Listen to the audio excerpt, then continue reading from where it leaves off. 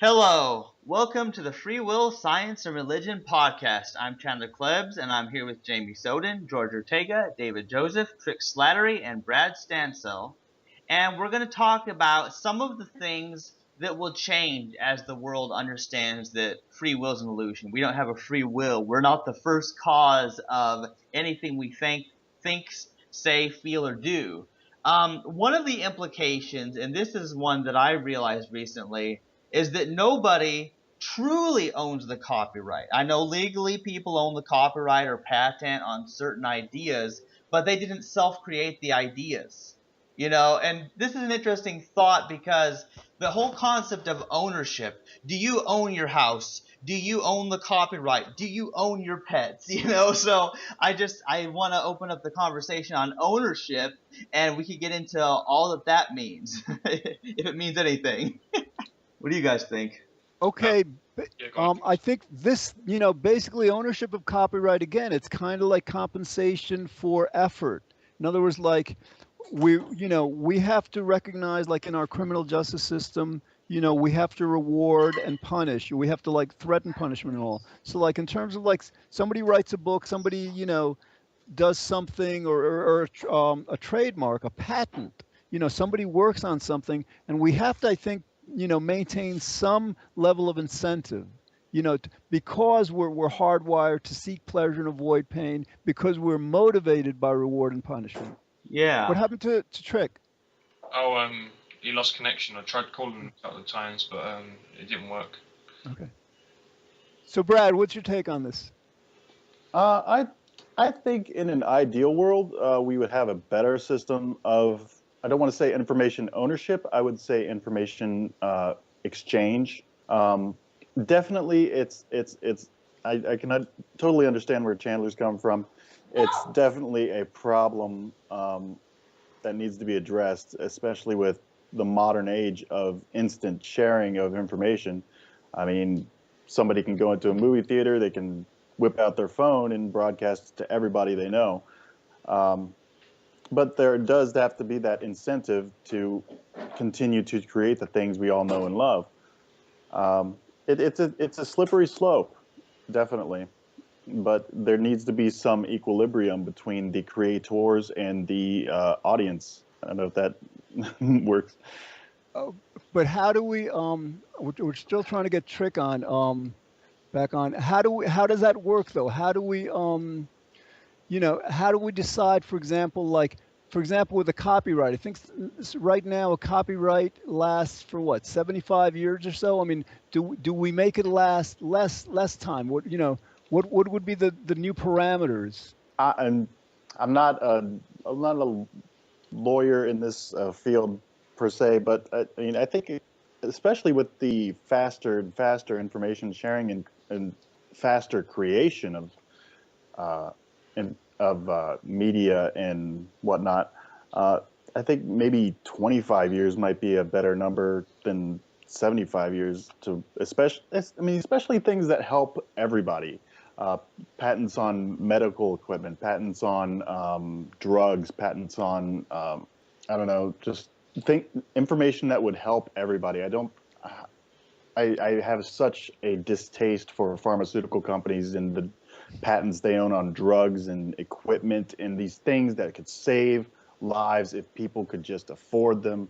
I don't want to get started because I'll just go off on a rant on that. Yeah, but I know how you feel about that, Brad. Because if there's something that will save lives and will help people, then nobody should put like a restriction on it to keep people from getting something helpful. So yeah, and I'd have to say a lot of the reason why we're doing this podcast and why we give so much of the things we write away for free is because, this whole no free will topic we know will help people. So that's why we're promoting it the best we can, and Hmm. we're not putting real restrictions on it. And definitely a good thing because I mean because it's the op I don't want to say open source, but it's open exchange of ideas and technology in a civil fashion.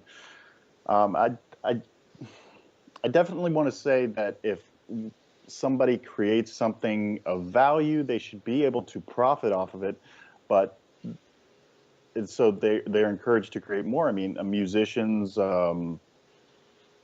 directors, movie screenwriters, they should definitely be able to profit off of it. But also, I mean, if it's something that's critical to the survival of society, not just our entertainment, but it should definitely, those type of things I think should have even a shorter span of patent, I guess, viability, maybe 5 years, if that.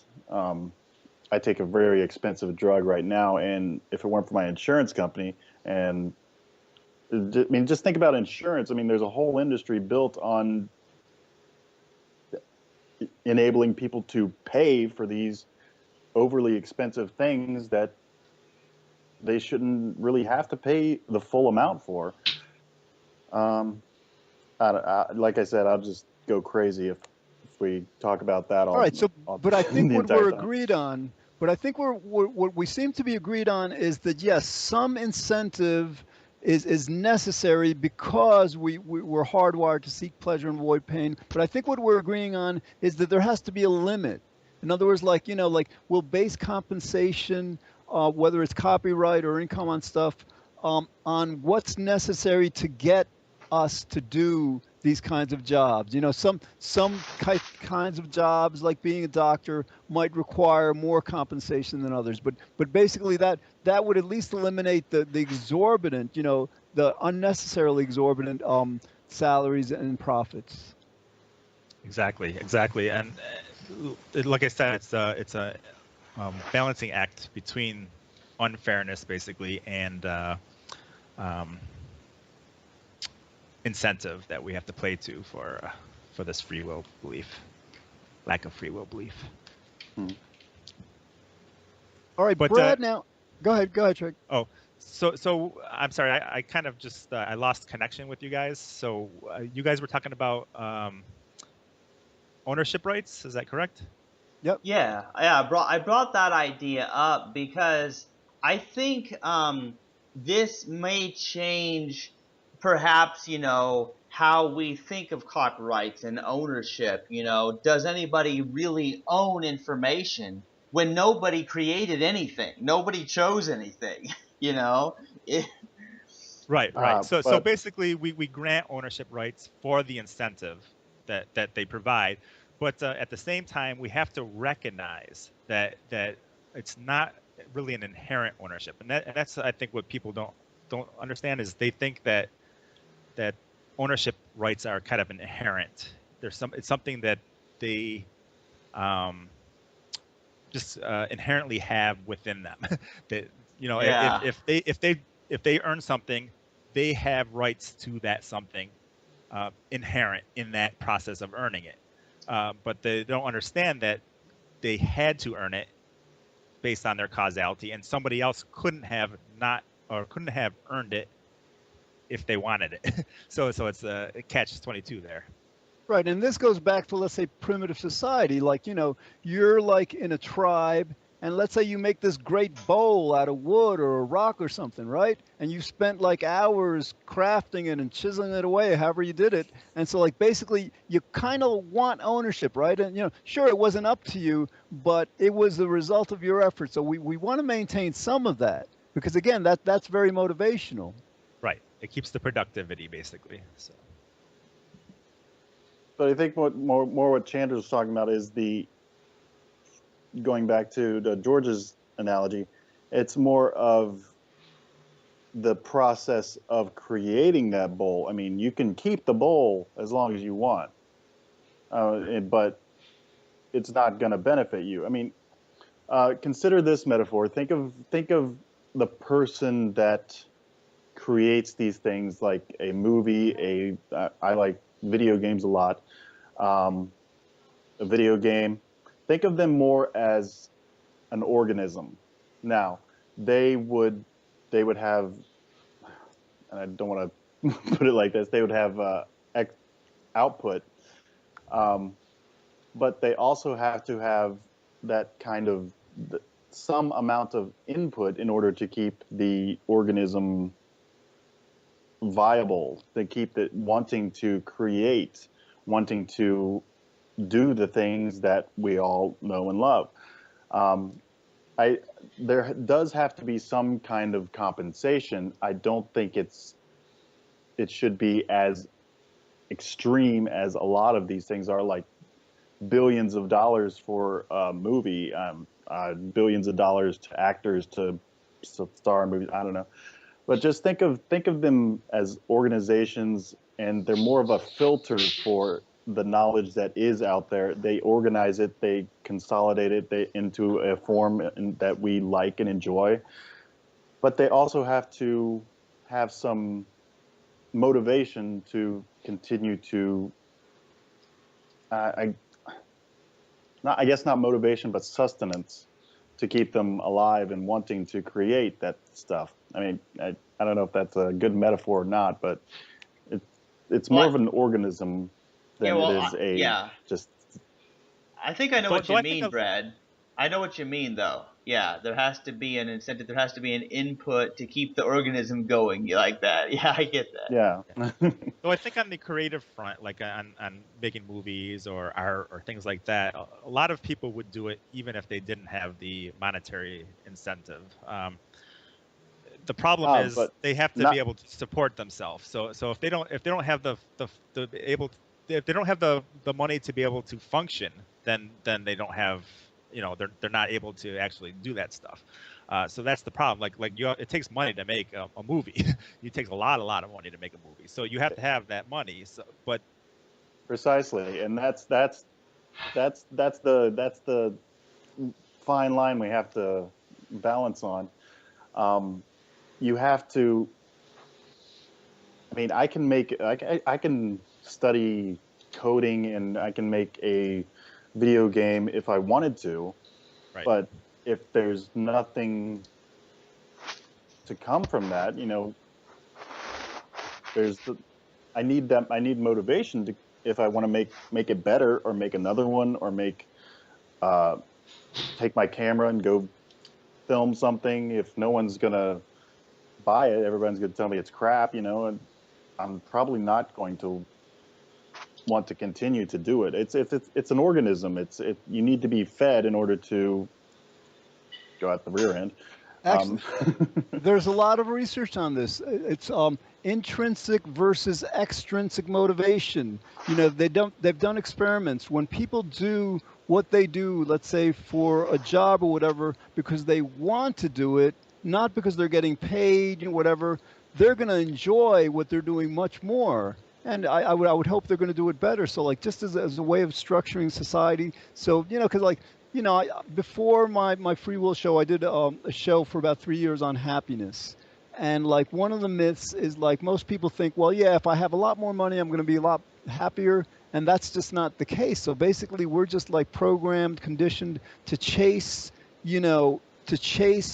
this compensation. Whereas when you guys are talking about just doing things because you want to do them, that's just so much healthier. That's better for everyone.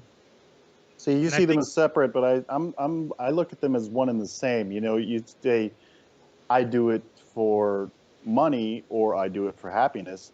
Those are kind of the same form of sustenance. I can do it for money if I want it to sustain me, if I want it to buy groceries or whatever, or I can do it for happiness to just lift my mood or whatever. It's kind of the same kind of motivation there, because I mean, if I'm bored, I'm depressed, I can paint a picture. Even if I don't sell it, I can paint a picture if it makes me happy, and then I'm more motivated to go out and be a productive member of society rather than kill myself. Right. It's an extreme example, but you can do it to just keep yourself happy. A lot of people do, whether it's chemical or whatever, whatever. I don't know. A lot of people do jobs that they don't want to do, that they hate, just to make the money, though. So it's kind of a catch-22. Yeah, it's definitely a catch-22, but you don't have to do something to make money. But if there is that there is that pleasure from it, or It could be a logistical thing to buy groceries, buy Right. the I things think you need to survive. Otherwise, you're going to die and you won't be able to Yeah. Well, I paint think anymore. the basic necessities is one area where I think we need to basically give people, even if they didn't do any work whatsoever, the basic necessities of life.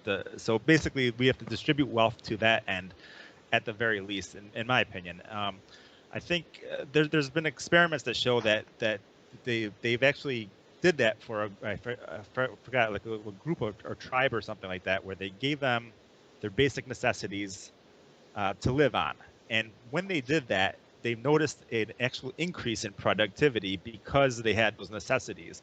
Um, and in creativity and all these different areas increased because people weren't just doing what they needed to survive. They were doing things that they wanted to do. They were doing things that allowed their creativity to go through. So um, I think that's something we have to take into account as well.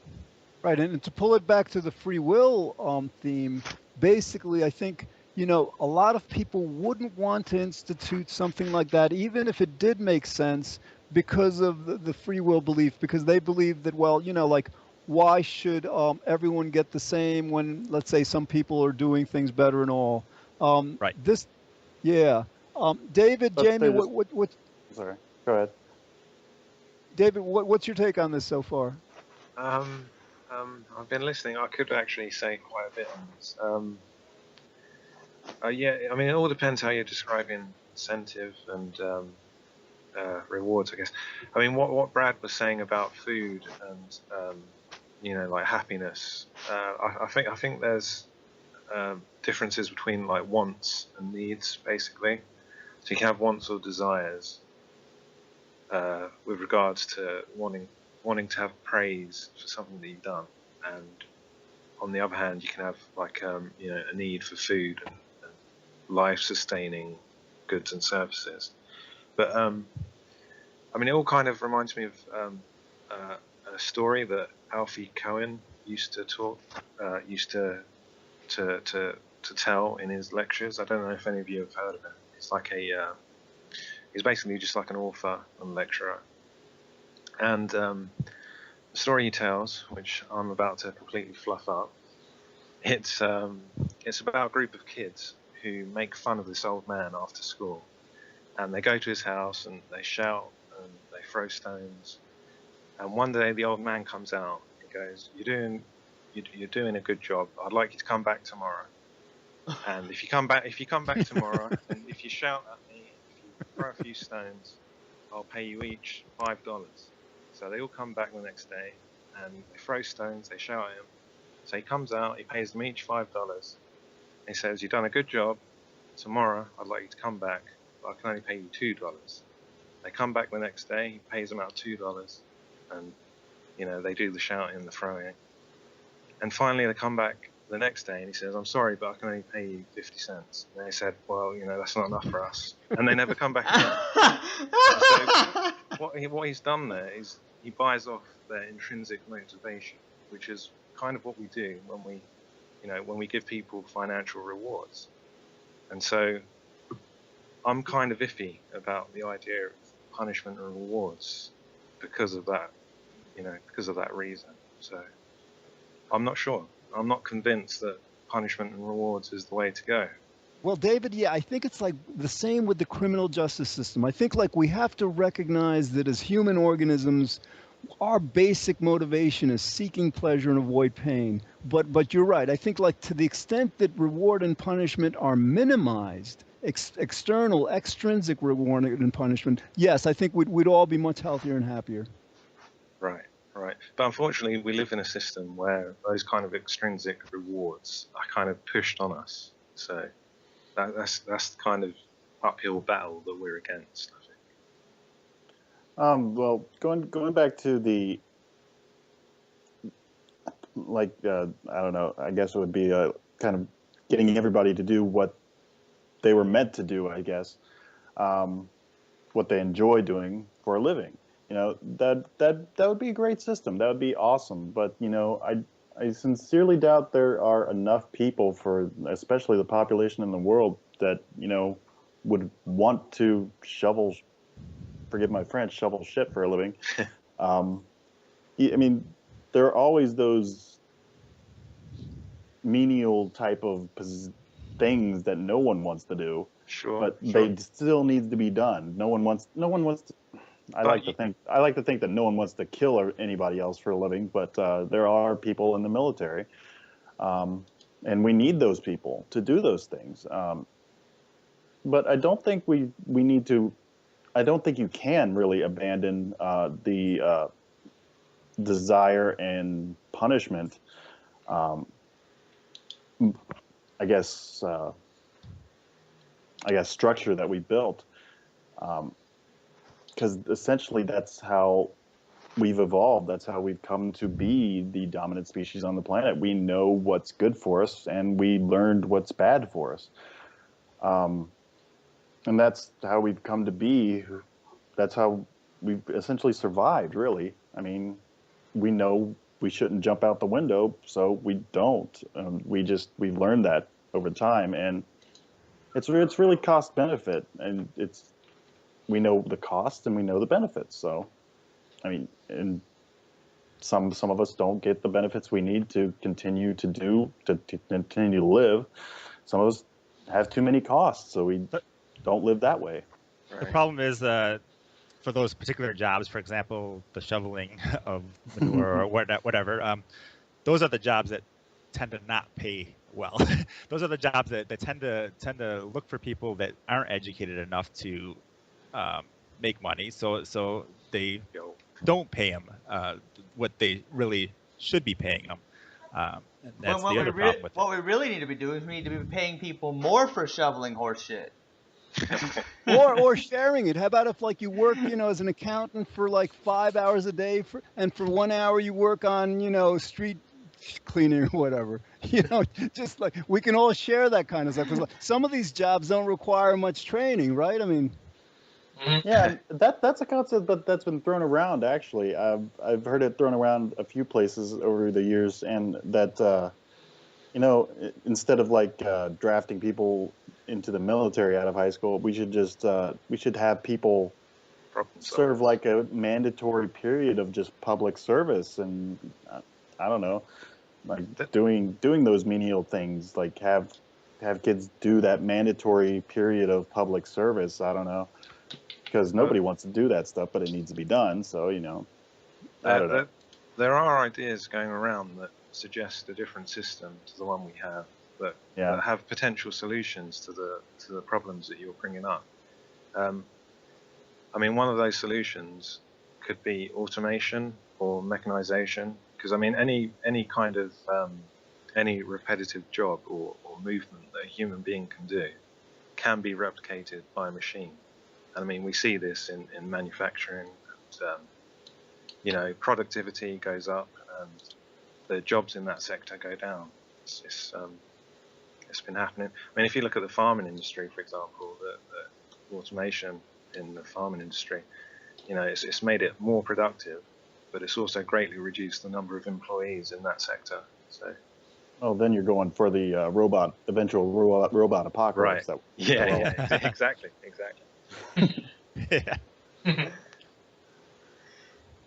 Yeah.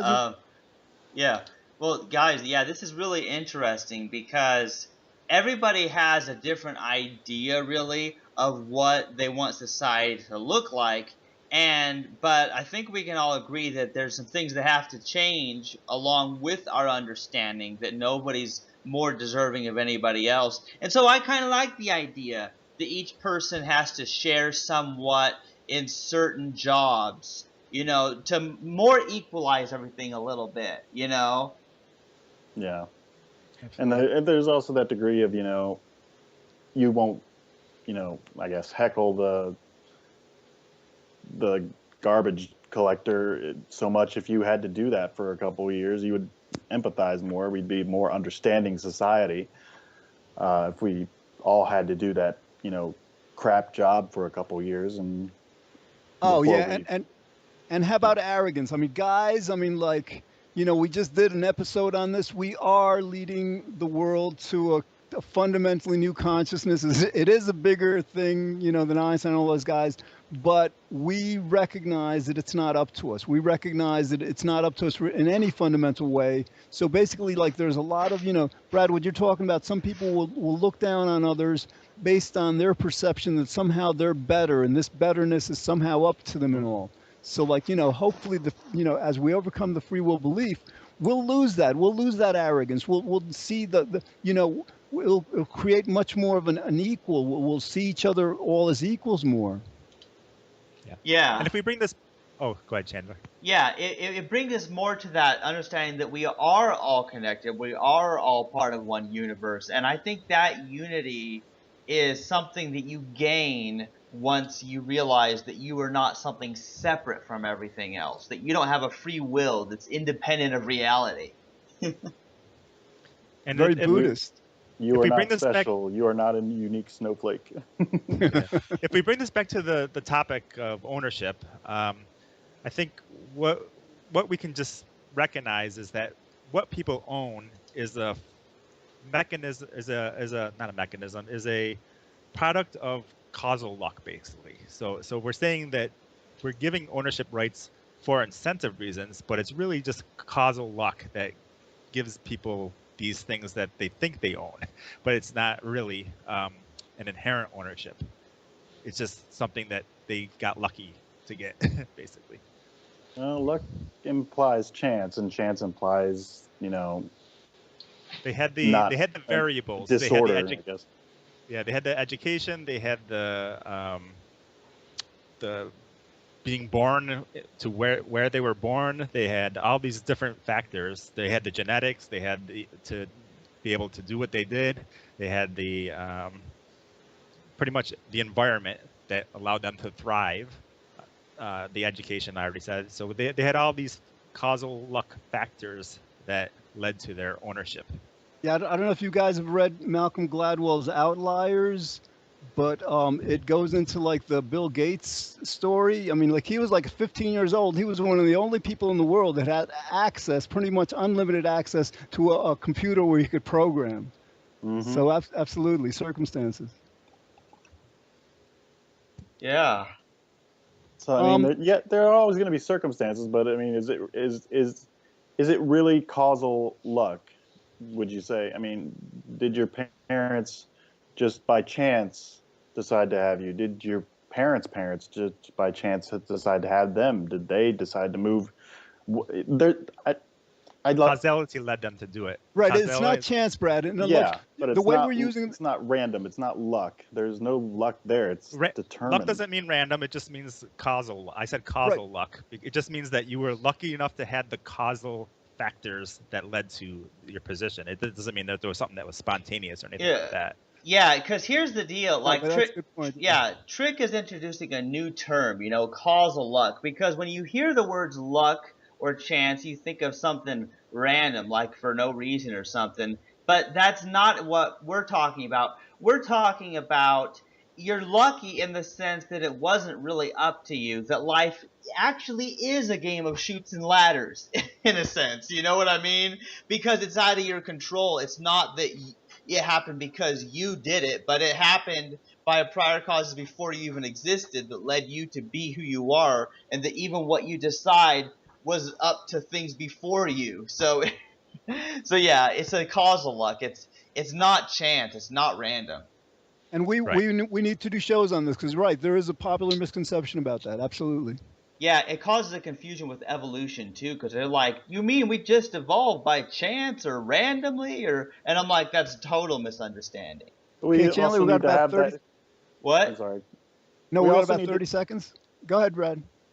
We also need to have that understanding that being a part of the system as a whole, we can never hope to understand it as a whole.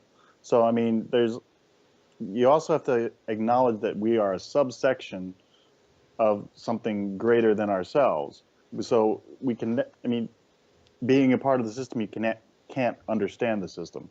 Oh, yeah. As a matter of fact, 96% of reality is this dark energy, this dark matter. We have no idea what it is. Oh, yeah. Yeah. Did you say you wanted me to wrap it up, George? Yeah, it's about 30 minutes, right? Yeah.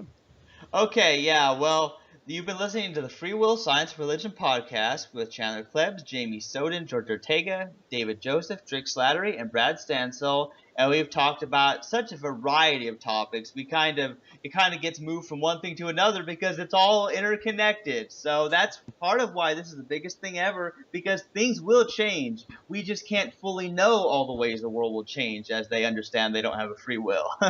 But we'll keep exploring this. So bye for now.